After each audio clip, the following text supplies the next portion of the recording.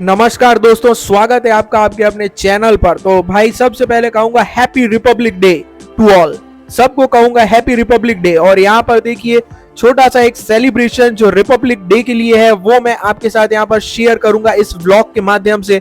पूरा व्लॉग देखना, आपको बेहद पसंद आएगा, आपको मजा आएगा।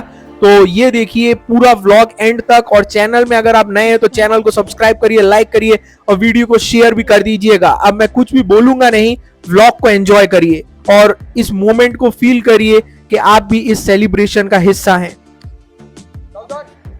तो भाई देखिए सामने जो सर है वो समझा रहे हैं कि विश्राम पोजीशन क्या होती है और सावधान पोजीशन क्या है।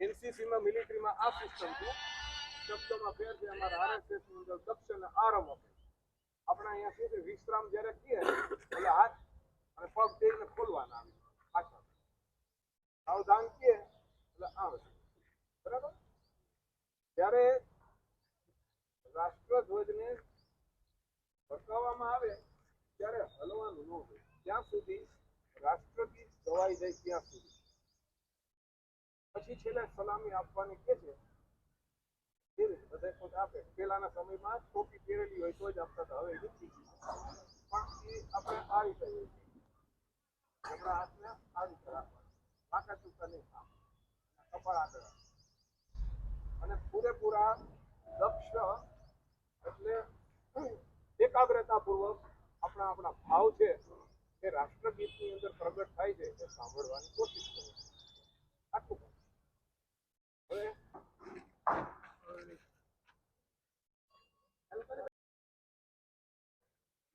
अधिनायक जय हे भारत भाग्य विधाता पंजाब सिंध गुजरात मराठा द्राविड़ उत्कल बंगा विंध्य हिमाचल यमुना गंगा उज्जल जलधि तरंगा तव शुभ नामे जागे तव शुभ आशीष मांगे गाहे तव जय गाथा भारत भाग्य विधाता जय हे जय जय जय जय हे ભારત માતા की जय वंदे मातरम वंदे मातरम।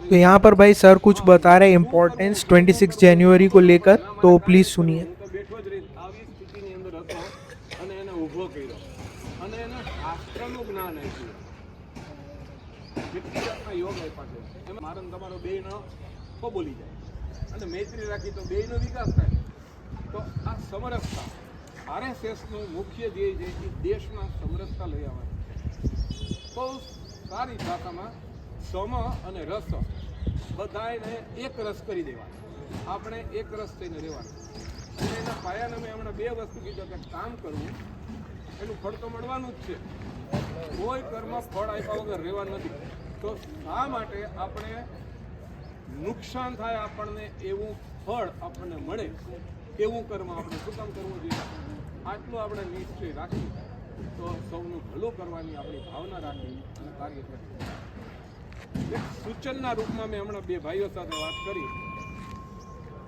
કે આ વિસ્તારની અંદર ભાઈઓનું એક ગ્રુપ અને બહેનોનું એક ગ્રુપ એવા બે વોટ્સએપ ગ્રુપ રાખવા જોઈએ બહેનોનું ગ્રુપ બહેનો કંટ્રોલ કરે એમાં ભાઈઓનું ક્યાંય નામે ન આવે અને ભાઈઓના ગ્રુપમાં બહેનો જે કાંઈ સારા સંદેશા સારા સંસ્કારો આ સમાજના વિકાસને વાતો કરવાનું આ બધું જે છે એની અંદર આપી શકે અને એની અંદર 2-5 એડમિન હોય ને એના જ પાવર આપવાના બાકી ખુલ્લું રાખી તો સવારમાં ગુડ મોર્નિંગ કરે ને રાત્રે સૂતી વખતે ગુડ નાઇટ કરે એના મેસેજથી ભરપૂર થઈ જાય બિનજરૂરી મેસેજ આ એક બહુ ઉપયોગી વસ્તુ છે અત્યારે કોઈ પણ સંદેશો દેવો હોય તો આપણે એ ગ્રુપની અંદર આપી દીધો હોય તો અત્યારે ઢગલો થઈ જાય બરાબર આપણા હમણાં 2 દિવસ પહેલાં જ આપણે જે રામ ભગવાનનો આપણે કાર્યક્રમ પ્રાણ પ્રતિષ્ઠાનો કર્યો આપણે ભોજનમાં જોયું 1000 માણસો જમવા ભેગા થઈ ગયા હતા અને અત્યારે 250 દેખાતા નથી.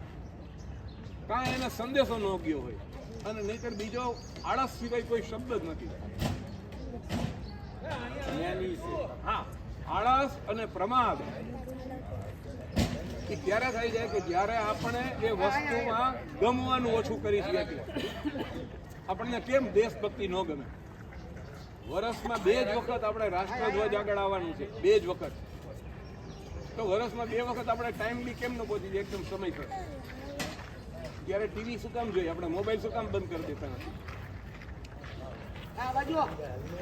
આપણા દેશની અંદર વિવિધ પ્રકારના જ્ઞાતિ, જાતિ, ધર્મના લોકો રહે છે અને રહેતા આવ્યા છે. ભારતની સૌથી મોટી મહાનતા એ છે કે સર્વ ધર્મને આપણામાં રક્ષણ આપ્યું છે. આપણે કોઈના રક્ષણ વગર આપણે ઇઝરાયલ વાળા આજે એમ કે છે નેતન્યાહુ કે ભારતે અમારા ધર્મને બચાવ્યો છે. અહીંયા કેટલાય આવ્યા છે, એવી રીતે ઇસ્લામ ધર્મ અહીંયા પ્રગટ થયો, અહીંયા ઉત્સાહમાં એનો વિકાસ થયો છે. જૈન ધર્મ થયો છે, બૌદ્ધ ધર્મ થયો છે, બહાઈ ધર્મ થયો છે. આવા કેટલાય ધર્મો છે ભારતની અંદર વિકાસ પામ્યા છે. વંદે વંદે જય જય શ્રી રામ, जय जय श्री राम। तो भाई ये था आज का व्लॉग, आपको कैसा लगा? होपफुली आपको अच्छा लगा होगा, और अगर ये व्लॉग आपको अच्छा लगा हो तो वीडियो को लाइक करिएगा, चैनल को सब्सक्राइब करिएगा। फिर मिलूंगा अगली किसी लोकेशन पर। बाय बाय, जय हिंद, भारत माता की जय।